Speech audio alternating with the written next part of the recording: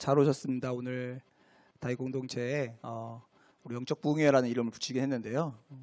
이름을 뭐라고 붙일지 몰라서 그렇게 붙였어요. 네, 함께 오늘 하루 하나님 말씀 앞에 서고 또 함께 좀 기도하는 시간을 좀 가졌으면 좋겠다 하는 마음이 있어서 오늘 이 시간을 가지려고 합니다. 얼마 전에 그 아프리카의 들리세요? 뭐가 이렇게 지직거리는 것 같은데, 아프리카 한 나라에서 선교사님 한 분이 특별히 굉장히 어린 아이 2명을 데리고 있는 여자 선교사님이 쓰러지셔서 뇌졸중으로 쓰러지셔서 코마 상태로 들어간 일이 있었습니다. 그 일을 위해서 이제 아프리카 그 현지에서 치료해 보려고 최고의 권위자에게 찾아가도 그 나라에서는 도대체 치료할 수가 없다고 하는 이야기들이 들렸어요.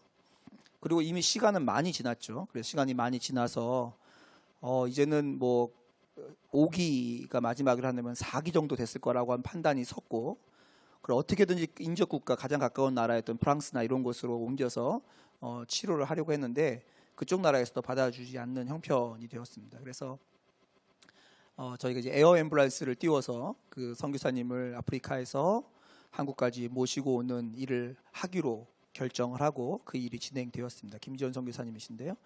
그 선교사님을 그 아프리카에서 데리고 오는 비용만 한 3억이 넘는 금액이 드는 굉장히 큰 프로젝트였어요.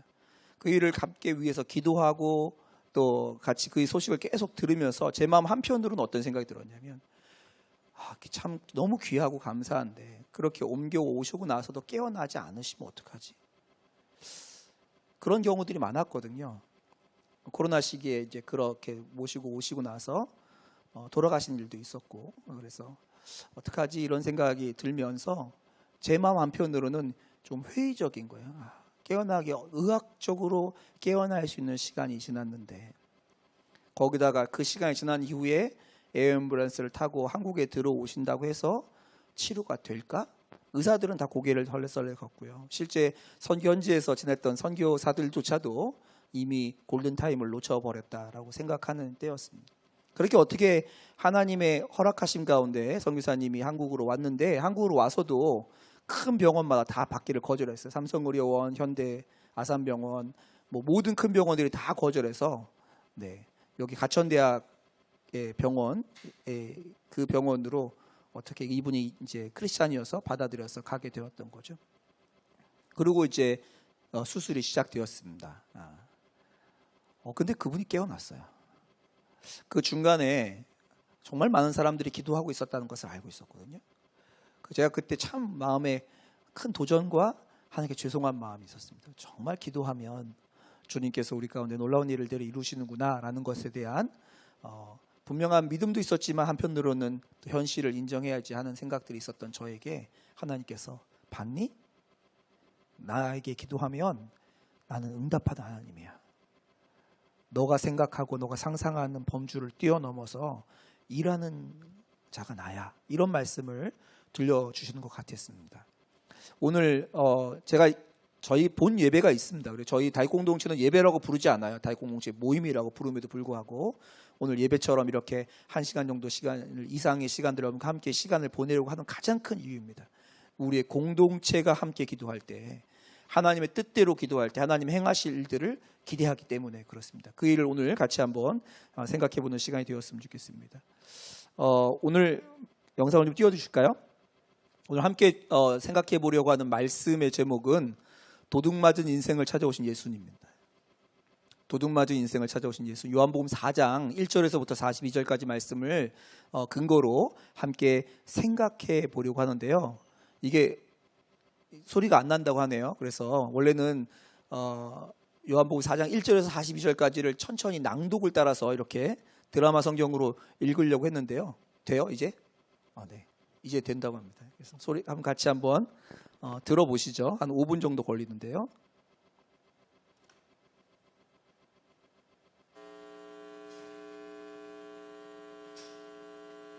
틀을까요? 너무 삑 소리가 커서. 제4장. 예수께서 제자를 삼고 세례를 베푸시는 것이 요한보다 많다 하는 말을 바리새인들이 들은 줄을 주께서 아신지라. 예수께서 친히 세례를 베푸신 것이 아니요 제자들이 베푼 것이라. 유대를 떠나사 다시 갈릴리로 가실새 사마리아를 통과하여야 하겠는지라. 사마리아에 있는 수가라는 동네에 이르시니 야곱이 그 아들 요셉에게 준 땅이 가깝고 거기 또 야곱의 우물이 있더라. 예수께서 길 가시다가 피곤하여 우물 곁에 그대로 앉으시니 때가 6시쯤 되었더라. 사마리아 여자 한 사람이 물을 기르러 왔음에 예수께서 물을 좀 달라. 이는 제자들이 먹을 것을 사러 그 동네에 들어갔음이라. 사마리아 여자가 이르되 당신은 유대인으로서 어찌하여 사마리아 여자인 나에게 물을 달라 하나이까? 이는 유대인이 사마리아인과 상종하지 아니함이로라. 네가 만일 하나님의 선물과 또 내게 물 좀 달라는 이가 누구인 줄 알았더라면 네가 그에게 구하였을 것이요 그가 생수를 내게 주었으리라. 주여, 물 기를 그릇도 없고 이 우물은 깊은데 어디서 당신이 그 생수를 얻겠사옵나이까?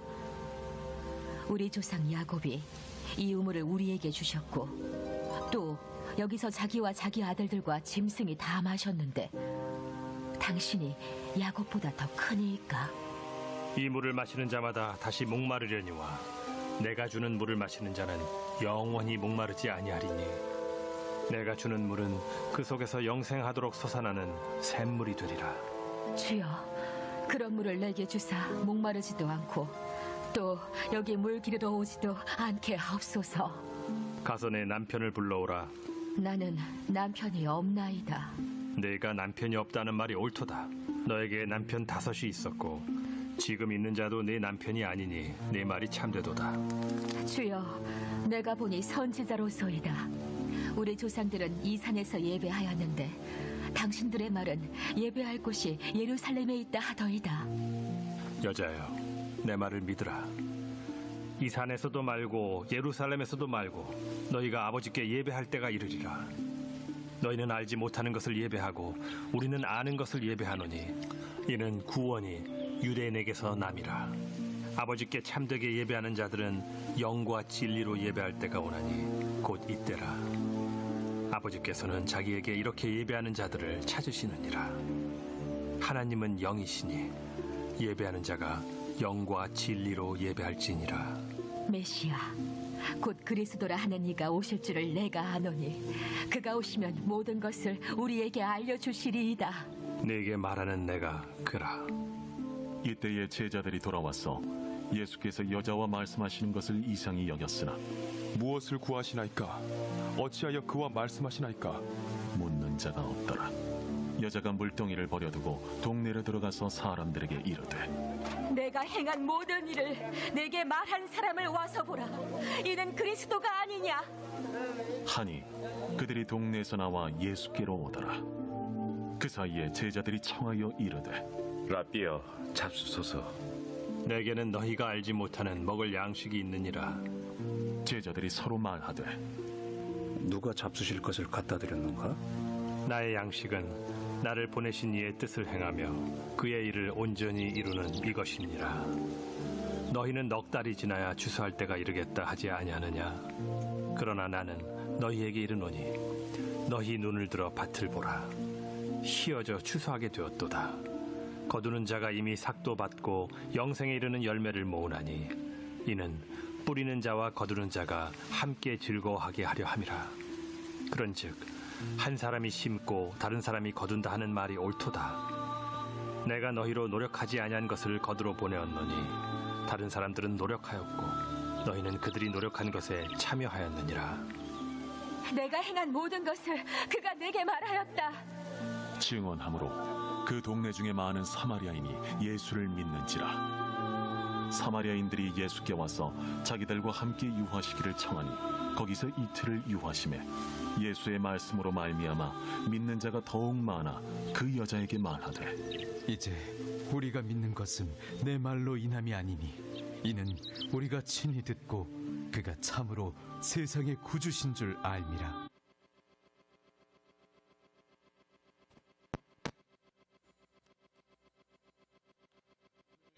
저희가 함께 우리 생각해 볼 말씀은 사마리아 수가성이라는 곳에서 일어났던 일입니다.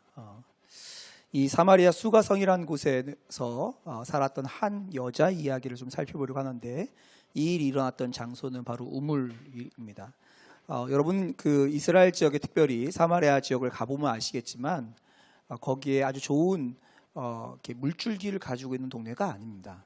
그래서 우물이 없이는 그들의 생명을 연장할 수 있는 방법이 없기 때문에 우물이 아주 중요했고, 이 수가성 근처에 바로 그 아브라함으로부터 비롯되었던 그 야곱이 준 우물이라고 알려진 우물이 있기 때문에 그 지역에 마을이 형성되고 사람들이 살았던 곳이 바로 거기입니다. 그런데 오늘 우리 본문에서 우리가 함께 생각해 보게 되어지는 굉장히 중요한 그 등장 인물인 이 여자는 어떤 여자냐면 인생을 도둑받은 사람입니다. 이런 책 보신 적 있나요? 이 책 굉장히 슬픈 이야기인데 보시라고 추천해드리지는 않아요. 근데 인생을 도둑받은 여자예요. 여기 나오는 이 여자가 나중에 보면 아시겠지만 그 남편이 5이 있었고 지금 살고 있는 남자도 남편이 아니라고 말하는 장면을 보면서 그 인생의 막다른 골목에 가 있는 여자인 것을 말해주고 있습니다. 성경은 그 여자의 잘못이었는지 환경적인 요인인지 말하고 있지 않지만 한 가지 분명하게 말하는데, 그 인생이 파괴되어지고 그 인생의 마지막에 내몰려서 인생을 도둑맞은 사람처럼 살아가고 있다고 성경은 우리에게 보여주고 있습니다. 그것이 오늘 우리가 함께 읽었던 4장 6절 7절에 나와 있습니다. 가장 먼저 좀 볼까요? 때가 6시쯤 되었더라. 사마리아 여자 한 사람이 물을 기르러 왔음에 라고 하는 구절이 있습니다. 이 구절을 어떻게 이해하시면 되냐면, 한 여자가 우물에 물을 기르러 왔습니다. 물을 기르러 오는 건 당연한 거죠. 왜요? 물을 구할 수 없는 곳이니 물을 기르러 와서 가지고 가야 생존을 할 수 있죠. 근데 그가 왔던 시각은 6시쯤이라고 말하는데, 지금 현대 시각으로 따지면 정오, 낮 12시쯤 되는 시간입니다. 여러분 그 적도 지방이나 이 중동에 아주 떼양볕이 있는 사막 지역에 가보시면 이 시점에 밖을 돌아다니는 사람들이 없습니다. 가장 덥고 움직이면 모든 에너지를 소비하는 때이기 때문에 이때는 웬만하면 그늘 아래서 쉬어야 되는 시간인데, 이 여자는 이때에 항아리를 들고 물을 기르러 온 것입니다. 왜냐하면 그의 인생이 도둑맞았기 때문이에요. 그의 인생이 그가 그렇게 만들어온 것이 아니라 무엇인가에서 그의 인생이 망가지고 부서지고 도둑맞았기 때문입니다. 그의 인생을 성경은 아주 명확하게 얘기하고 있지 않지만 그의 인생은 사람들로부터 따돌림 당하고 사람들을 만나기를 두려워하는, 그래서 스스로 갇힌 자 된 인생이라고 오늘 말씀은 우리에게 보여주고 있습니다. 그것이 바로 뭐예요? 12시에 정오에 물을 기르러 나가는 여자의 모습에서 나타납니다. 여러분 아시나요? 사실 우물이라는 곳은 당대에 있는 사람들에게 그 사람들이 만나고 소통하고 스트레스를 풀고 위로를 받는, 특별히 여자들이 가서 거기서 빨래도 하고 거기서 물도 얻고 소식도 전하고 그렇게 스트레스 받았던 것을 푸는 장소가 우물이에요. 근데 그 우물에 사람들을 만나기 싫어서, 다른 사람을 대면하는 것이 두렵기 때문에 아무도 나오지 않는 시간을 일부러 골라서 물동이를 쥐고 물을 얻으러 왔던 여자가 오늘 본문에 등장하는 이 사마리아 여인입니다. 그러니 그의 인생은요, 어딘가 망가진 것이 그의 선택이 아니라면 그것은 인생은 도둑맞은 인생이 되는 것이지요. 그런데 이 여자에 대해서 제가 조금 전에 설명했지만 여자가 이렇게 말합니다. 17절 18절입니다. 여자가 대답하여 이르되 나는 남편이 없나이다. 예수께서 여자에게 남편을 데려오라 하니까 남편이 없다고 말해요. 뭐라 그럽니까? 남편이 없다고 예수님께서 이렇게 말씀해요. 너에게 남편 5이 있었고 지금 있는 자도 내 남편이 아니니 너의 말이 참되도다, 이렇게 말합니다. 그러니까 이 여자에게는 남편이 5이 있었습니다. 우리가 이렇게 딱 말하면 21세기를 살아가는 사람들은 어떻게 생각하냐면 문란한 여자네, 굉장히 그 삶이 문란했던 여자네, 그러니까 남편이 5명이나 있었지, 이렇게 생각이 되죠. 그런데 실제 당시의 사람들의 관습에 따르면 중동에, 그것도 이스라엘 중에 사마리아 땅에 여자가 남편을 5 있었다는 것은 얼마든지 가능한 일이에요. 왜냐하면 남편이 자기 마음에 들지 않으면 이혼 증서를 써주고 쫓아내는 것이 일반적인 문화였기 때문에 그렇습니다. 당시 여자들이 생리를 시작하면 이제 소녀에서 여자가 되어지고 그때부터 결혼을 했으니까 우리나라 나이로 한 만 13살쯤 되면 결혼을 했던 것 같습니다. 그리고 그렇게 결혼을 해서 남편을 만났지만 남편에게 대항조차 하지 못하고 자기의 생존을 위한 유일한 방법이 남편이었는데 남편에게 조금만 밉보이거나 밥을 태우거나 아니면 뭐 설거지하다 뭘 깨뜨리기만 해도 이혼 증서를 써서 쫓겨날 수 있는 입장의 사람이 바로 당시의 여자였어요. 그렇게 쫓겨나서 5명의 남편을 가지게 되었었던 여자. 그리고 그 5번째 남편에게도 버림받은 여자가 바로 오늘 사마리아에 등장하는 수가성의 여인입니다. 그리고 이제는 6번째 남자와 함께 살고 있는데 그 남자는 자신의 남편이 아니에요. 더 이상 합법적인 결혼을 한 것이 아니기 때문에 첩으로 들어가게 된 것이 아닌가 생각되어집니다. 그러니 그의 인생이 어땠겠어요? 아마 처음 결혼할 때 그가 꿈꾸는 결혼과 가정의 모습은 어땠을까요? 행복하고 아름답고 보장받고 위로받고 자신의 만족을 누릴 수 있는 꿈꾸는 결혼을 시작했겠죠. 성경은 이 여자가 어떤 이유 때문에 남편을 5번이나 잃어버리게 되었는지를 말하고 있지 않지만 분명한 것은 그가 꿈꾸었던 인생과는 전혀 다른 삶을 지금 현재 살고 있다는 것입니다. 그의 마음을 색깔로 칠한다면 흑색으로도 칠하지 못해서 이렇게 막 낙서한 것처럼 칠해진 인생. 나는 정말 아름다운 그림을 그리고 싶었는데 자기의 인생의 그림 도화지 위에 그려진 것은 막 낙서되어진 것처럼 낙서되다 못해서 찢어진 도화지처럼 되어버린 인생을 맞이하고 있는 여자가 이때의 이 여자입니다. 그러면 어떤 분들은 이렇게 말해요. 그걸 왜 살아? 죽어버리지. 그걸 왜 그렇게 살아? 그냥 죽지. 이렇게 말하시는 분이 있을지도 모르겠지만 삶이라는 것이 그렇게 단순하지 않아서 그렇게 막바지에 내몰려도 그 인생을 계속해서 지속할 수밖에 없는 삶을 살아가는, 그런데 사람들을 만나기는 두려워서 낮 12시에 물을 떨어 가야 되는 이 여자의 삶은 어땠을까요? 갇혀 있는 거죠. 인생은 도둑질 맞았는데 그 인생은 끝내지 못하기 때문에 삶에 갇혀 있는 인생. 두려움과 불편함과 수치심과 패배감과 절망과 앞날을 향한 분노와 그 분노를 쏟을 수 있는 대상이 없는 것으로 말미암아 낙심함과 그 좌절함이 막 쳇바퀴를 돌면서 그 인생에 갇혀 있다가 오늘도 물은 마셔야 되니까 낮 12시에 물동이를 들고 나가는 인생이 바로 이 여자의 인생이었습니다. 그런데 여러분, 이 여자는요, 그래서 되게 조심스러웠어요. 왜요? 이제는 남편도 아닌 남자랑 살고 있잖아요. 그래서 예수님께서 오셔서 물을 좀 달라라고 말했을 때 이 여자가 어떻게 말하냐면요. 여자가 이르되 당신은 유대인으로서 어찌하여 사마리아 여자인 나에게 물을 달라 하나이까 하니 이는 유대인이 사마리아인과 상종하지 아니함이라. 지금 뭐예요? 괜히 외간 남자랑 한 번 더 말 섞었다가 지금 살고 있는 남편에게도 버림받으면 어떡해요? 그러니까 처음에 이 여자는요, 물을 들어왔을 때 흠칫했던 거예요. 거기 누가 있는 게 너무 흠칫한 거예요. 그래서 최대한 눈도 안 마주치고 말도 안 섞고 물만 떨어서 가려고 그러는데 이 남자가 말을 걸어요. 근데 말투, 우리가 방언을 들어보면, 사투리를 들어보면 어느 지역인지 알잖아요. 말투를 들어보니까 사마리아 사람이 아니에요. 유대인이에요. 그 유대인인 남자가 자기에게 물까지 달라고 하는 거예요. 그러니까 이 여자가 경계하는 겁니다. 거리를 둔 겁니다. 당신은 유대인이고 난 사마리아 여자예요. 당신은 남자고 나는 여자예요. 나는 남편이요 여자예요. 그러니까 저한테 간섭하지 마세요. 제 인생 찾아와서 더 이상 망가뜨리지 마세요. 제가 지금까지 만난 남자만 6명째인데 남자는 신뢰할 만한 존재가 못 돼요. 그러니 내게서 좀 멀리 있어 주세요. 이 얘기를 하는 것이 이 예수님을 만난 이 여자의 자연스러운 반응입니다. 왜 그랬죠? 그의 인생이 불안했기 때문에. 그의 인생이 그냥 간당간당했기 때문에. 좀 건드리기만 하면 깨질 것 같고 망가질 것 같고 부서질 것 같기 때문에 그렇습니다. 그런데도 집요하게 예수님이 이 여자를 찾아가서 그 여자에게 말을 거실 뿐만 아니라 고만 저리 가세요. 나한테 말 시키지 마세요. 이렇게 말하고 있는 이 여자에게 계속 말씀하십니다. 그것이 오늘 우리가 가장 중점적으로 읽고 싶은 말씀이에요. 13절부터 15절까지 말씀인데요.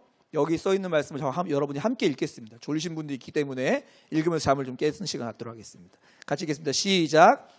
그래서 이르시되 이 물을 마시는 자마다 다시 목마르려니와 내가 주는 물을 마시는 자는 영원히 목마르지 아니하리니 내가 주는 물은 그 속에서 영생하도록 솟아나는 샘물이 되리라. 여자가 이르되 주여 그런 물을 내게 주사 목마르지도 않고 또 여기 물기를 오지도 않게 하옵소서.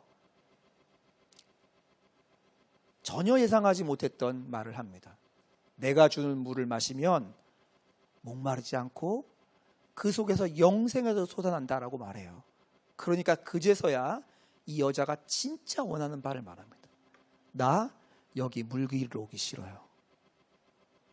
여기 물기를 오는 거 안 하고 싶어요. 그냥 사람들 나 이렇게 이상한 눈빛으로 쳐다보면서 손가락질하고 욕하고 하는 것 안 마주치고 집에서 그냥 살 수 있도록 그 물 나에게 주세요.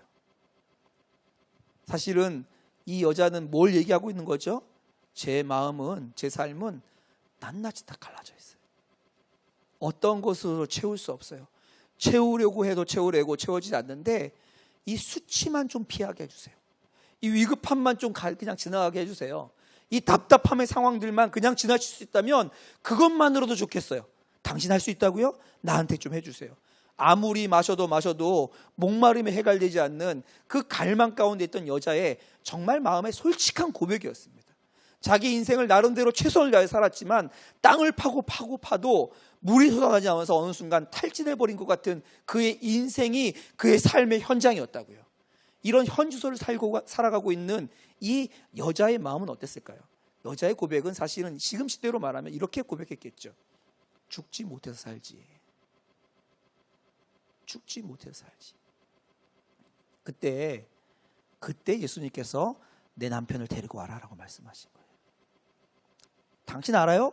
나 죽지 못해서 사는 인간이야. 당신 그렇게 잘났으면 나 이 물 문제나 좀 해결해 줘.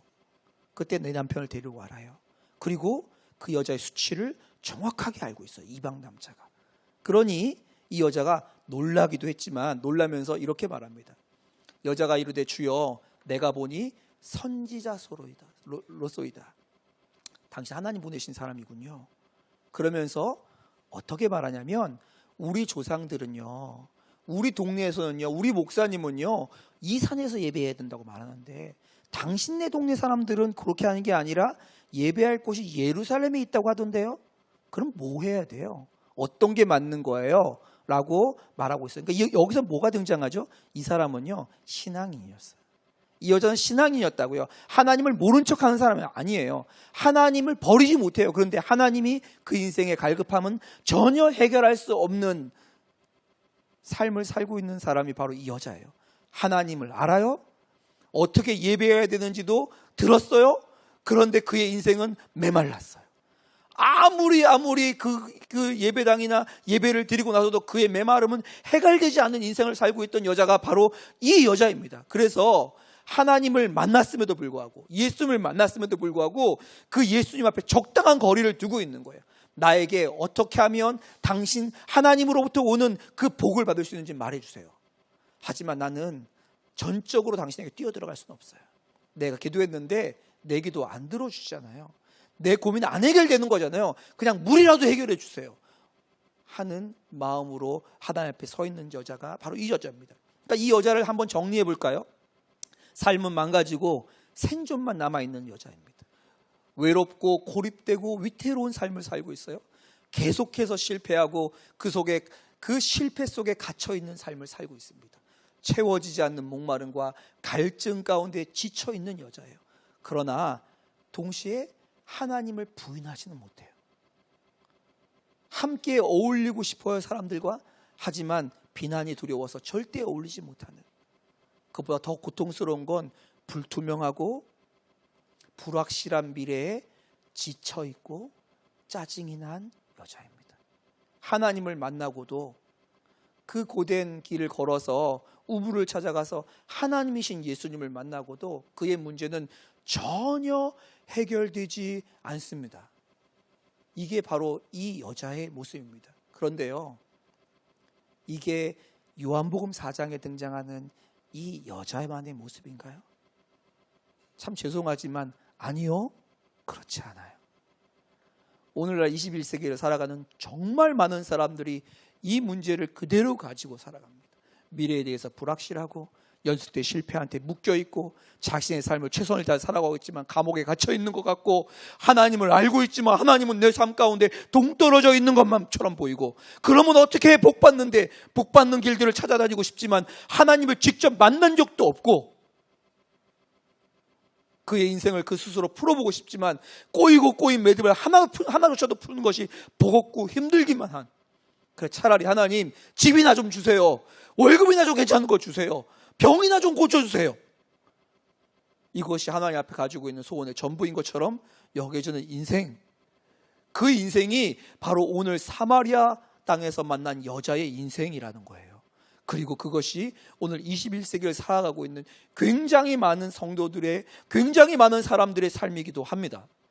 참 죄송하지만 다윗 아내도 인생을 도둑맞은 것 같은, 그것이 자기의 잘못이건 아니면 누군가의 폭력에 의해서건 세상이 만들어낸 부조리함에 의해서건 관계없이 그런 삶을 살고 있는 사람이 얼마나 많은지 모릅니다. 그런데 이 여자에게, 이 답없는 인생의 이 여자에게 놀라운 일이 일어납니다. 그것이 28절에서 29절에 등장하는데요.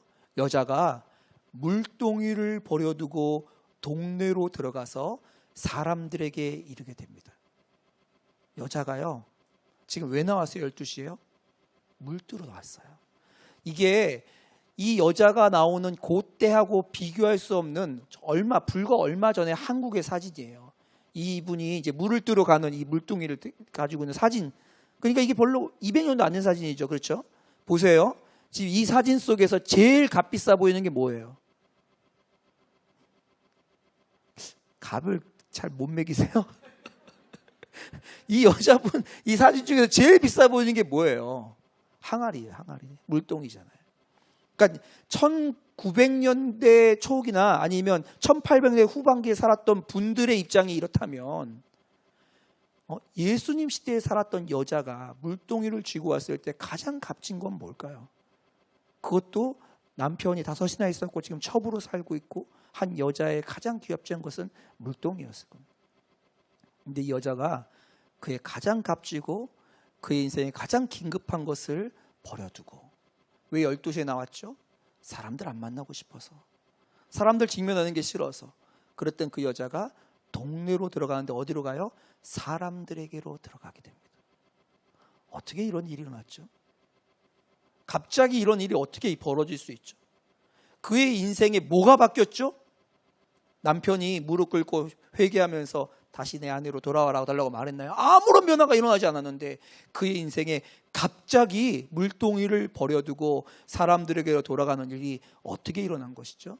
그가 한 남자인 줄 알았던 그 우물가에서 만났던 남자가 하나님이신 것을 발견하게 된 거예요. 그리고 그 하나님을 만남과 동시에 밖으로는 아무것도 안 보이는데 그의 인생에 정말 말할 수 없는 뭔가가 일어나게 된 것입니다.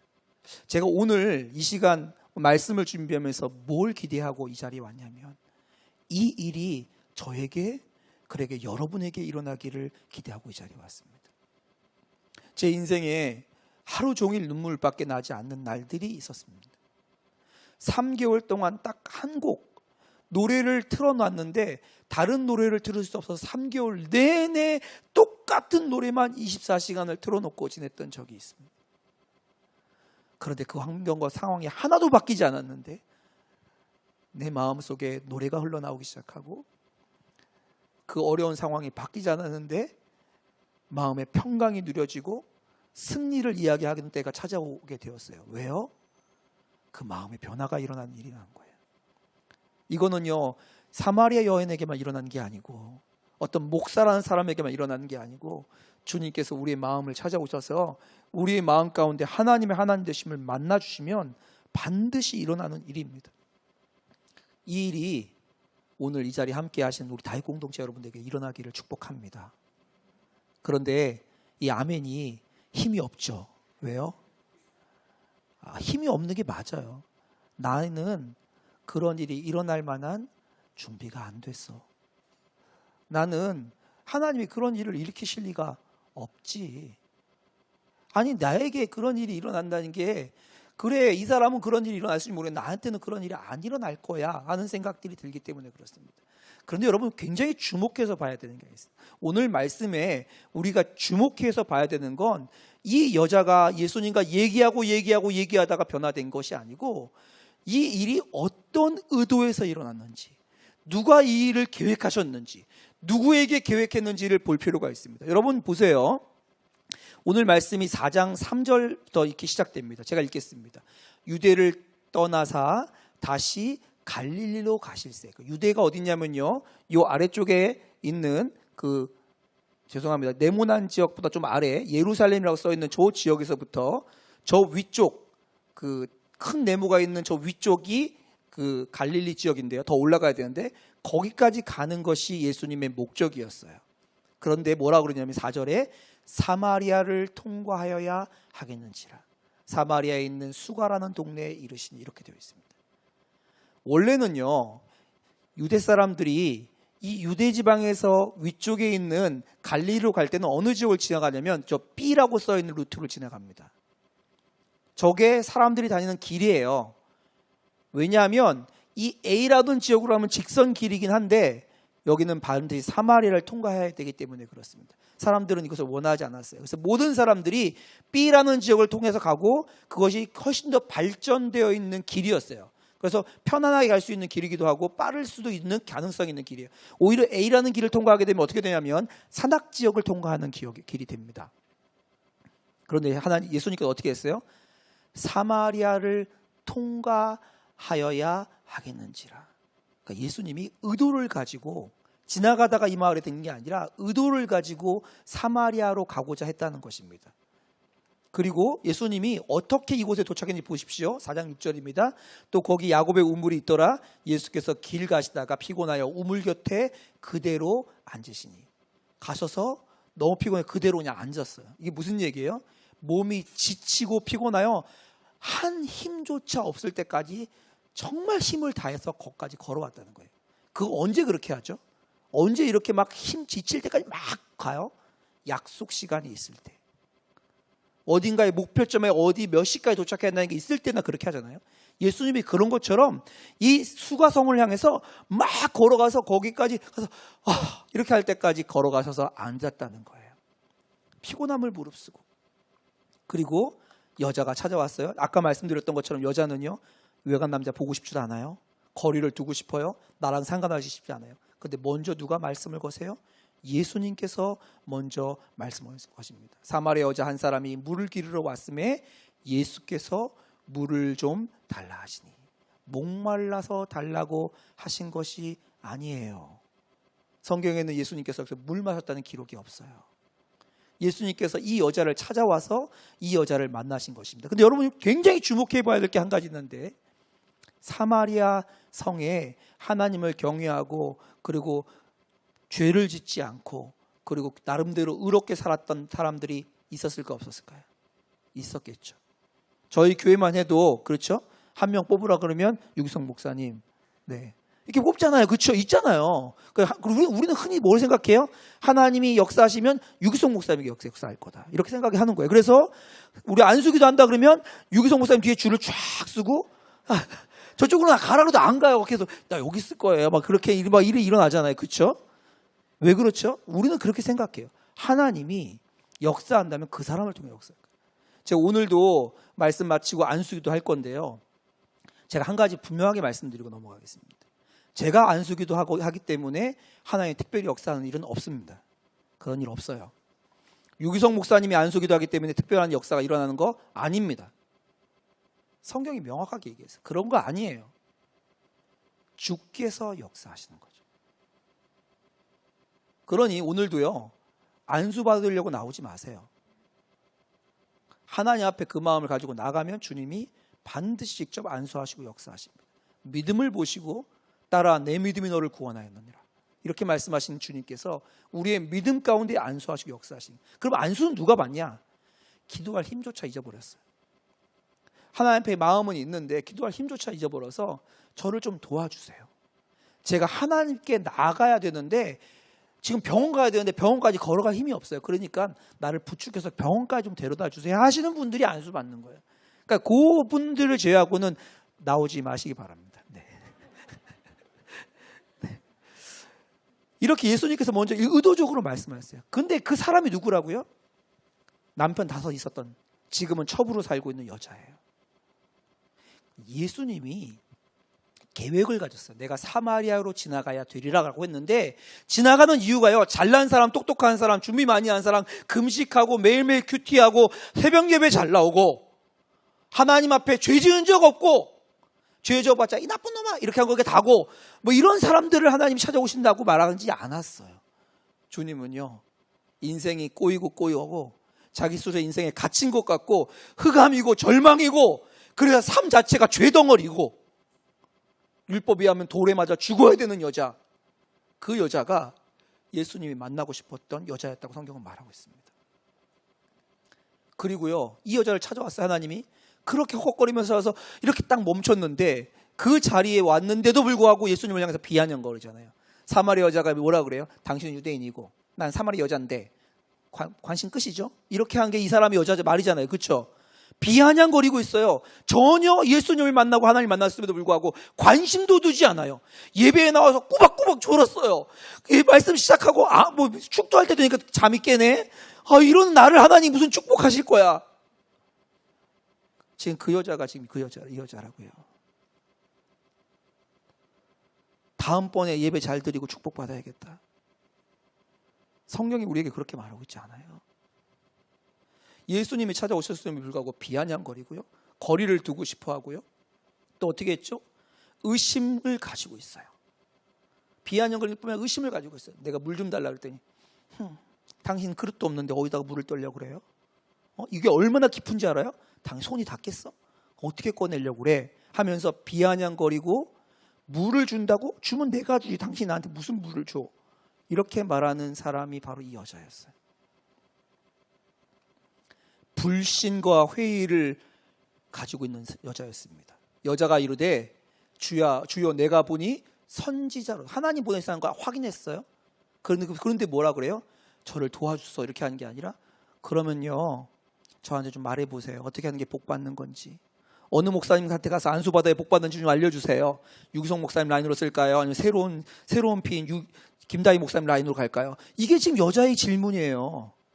이 질문을 가지고 있는 이 여자를 향해서 주님이 어떠셨죠? 포기하지도 않으시고, 넌 됐다야, 넌 좀 이따 와라 다시, 이렇게 하지도 않으시고 끝까지 그 여자를 붙잡고 그 여자의 마음 가운데 찾아오신 분이 하나님이신 것을 발견할 때까지 그 여자와 대화하시고 그 여자를 붙잡아 가셨던 분이 누구냐면, 그분이 바로 예수님이에요. 여러분 아시나요? 여자가 우물에 와서 예수님을 만난 게 아니고요, 예수님이 우물에 먼저 가서 여자를 기다리고 있었습니다. 여러분이 기도 많이 하고 우리가 하나님 앞에 뭔가 대단한 놀라운 것을 드려서 하나님이 우리를 만나주신 게 아니고, 우리가 아직 죄인 되었을 때, 그를 향하여 우리의 발꿈치를 들었을 때, 하나님은 다야? 이런 마음을 가지고 있던 우리를 향해서 그분께서 스스로 자기 목숨을 내려놓음으로 우리를 향한 아버지 하나님의 사랑을 확증해 주셨습니다. 우리가 자격이 있기 때문에 하나님 응답하지 않습니다. 우리가 기도 잘하기 때문에 하나님의 응답이 일어나는 거 아니에요. 우리의 인생이 변화되는 거, 우리가 교회 잘 나오고 그래서 선한 목자에게서 제자 훈련도 받고 뭣도 했기 때문이 아니고 전적인 그분의 은혜라고요. 그래서 성경은 뭐라 그래요? 나는 선한 목자라. 선한 목자는 자신의 양들을 위하여 목숨을 내어놓고 잃어버린 양들을 향해 찾아가는 자라는 거죠.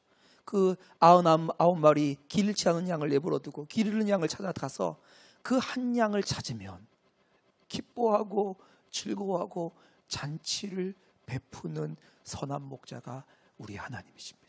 여러분, 우리 안에 있는 오해를 버려야 돼요. 우리가 하나님 앞에 예쁜 짓 했기 때문에 하나님 우리를 사랑하시는 게 아니라는 거예요. 오늘 여전히 우리는 망가져 있고, 오늘 교회 오기 전까지도 죄 짓고 왔고, 교회 와서도 제대로 집중하지 못하고 마음은 더러운 것 같고, 그래도 좀 양심의 가치가 있으니까 교회 예배 드리고 가는 것 같은데 아무런 느낌이 없는 것처럼 느껴지는 이 순간에도 하나님은요, 먼저 와서 우리의 인생의 우물 가운데서 우리를 만나기를 원하시는 분이에요. 이것이 우리의 인생입니다. 여러분, 이 인생 가운데 찾아오신 예수님을 우리가 믿음으로 만나는 거예요. 믿음으로 구하면 하나님께서 반드시 이 여자에게 행하신 일들을 우리에게도 행해 주십니다.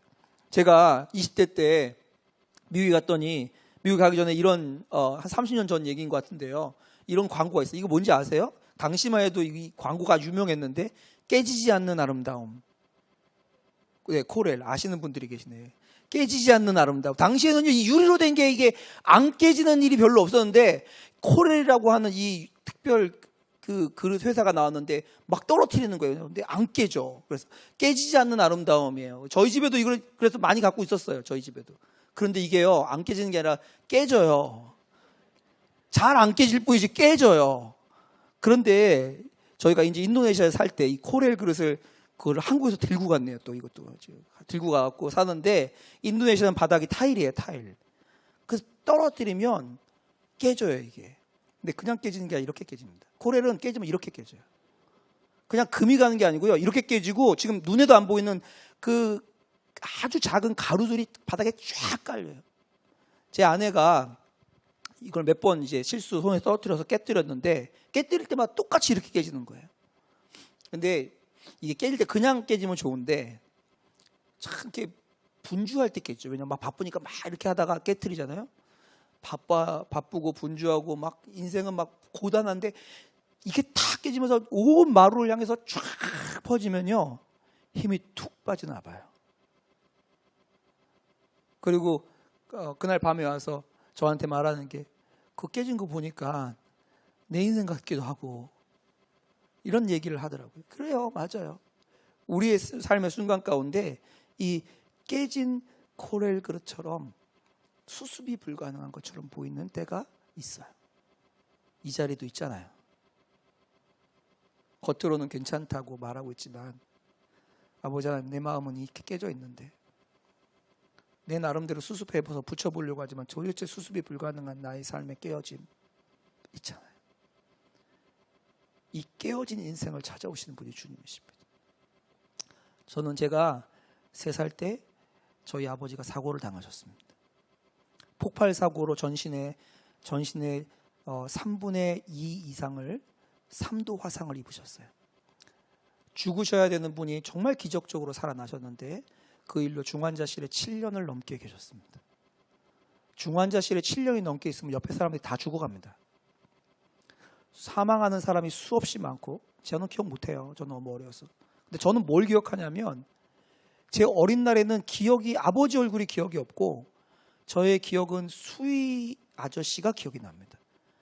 어린아이는 중환자실에 들어갈 수가 없어요. 불법이에요. 그래서 어머니가 저를 데리고 병원, 그 대형 병원의 수의실에다가 아저씨한테 맡겨놓고 아버지를 보러 올라갔다가 오는 거예요. 뭐 얼마나 올라갔다 왔는지 기억이 안 나고 오는 거예요. 그러면 저는 수의 아저씨랑 같이 있어야 되니까 수의 아저씨 얼굴은 기억이 안 나고 수의 아저씨의 정복만 기억납니다. 얼굴은 계속 바뀌었지만 정복은 그대로잖아요. 그게 제 어린 날의 인생이었습니다. 친구들하고 살 때 제일 서러웠던 게 뭐냐면, 남들은 이렇게 싸우면 엄마가, 할머니가 와갖고 편들어 주는데, 나는 싸우면 아무도 나올 사람이 없는 거야. 아버지는 병원에 누워 계시고 엄마는 병원에 가 계시고. 당시에 아시는 분들도 계실 텐데, 한 뜨거운 여름날 이렇게 정말 사 먹고 싶은 게 있어요. 냉차라고. 웃지 마세요. 그 보리차를 시원하게 만들어 갖고 이렇게 유리잔에다 한 잔 이렇게 따라주는 거 있어요. 냉차. 다 아시면서 거짓말하지 마세요. 그 냉차가 너무 먹고 싶은데, 그 100원인지 50원인지 그랬는데, 그걸 못 먹으니까 저하고 저 동생하고 2살 터울라는 동생하고 그 냉차 아저씨 파는 앞에서 이렇게 앉아갖고 이렇게 계속 냉차만 구경하고 있다가 저녁 되면 들어가고 했던 게 저희 인생이었습니다. 근데 그게 서럽진 않았어요. 정말 서러웠던 건 뭐냐면, 그렇게 어렵고 힘들게 살아가는데 인생이 깨지는 거예요. 여기선 다 나눌 수 없는, 말할 수 없는 삶의, 정말 깨어진 삶의, 뉴스에 나오는 그런 일들을 인생 가운데 겪어야 돼요. 왜? 엄마 아빠가 집에 없으니까. 저희는 노출된 타겟이에요. 그렇게 삶을 살아가야 하는 것이 저희의 인생이었습니다. 키도 작죠. 얼굴은 까맣죠. 힘도 약하죠. 집에는 엄마 아빠 안 계시죠. 이 인생에 무슨 소망이 있는 거예요? 그런 저의 인생에 주님께서 찾아오셨어요. 근데 제 마음 가운데 가장 깨어지고 가난한 게 뭐였냐면 제 마음에 채워지지 않는 목마름, 제 마음에 채워지지 않는 절망이 있었어요. 그것은 뭐냐면 아버지가 한 번도 머리를 쓰다마 주신 적이 없는 거예요. 병원에 계셨고 병원에서 태어나시고 난 다음에는 강력한 마약성 진통제에 중독되어 계셨기 때문에 약이 끊어지는 날에는 그 날카로운 것으로 인하여서 엄청 무서운 아버지, 평생 한 번도 잘했다 하더라 이 얘기를 들어본 적이 없는 그 인정받지 못한 삶, 거기에 대한 아주 처절한 두려움과 절망이 제 안에 있었습니다. 그러던 어느 날 주님께서 제 안에 찾아오셔서 제 내면 가운데 말씀해 주시고, 아들아, 내가 오늘부터 날마다 너의 인생에 너 괜찮다, 참 잘했다 라고 말해줄게. 그 말을 듣는 순간 제 인생은 바뀌었어요. 누군가에게 칭찬받기 위해서 살아갔던 저의 인생, 나도 괜찮아, 나도 잘하는 사람이라고 말하면서 살아가려고 했던 제 인생에 아무도 몰라요. 아무도 몰라요.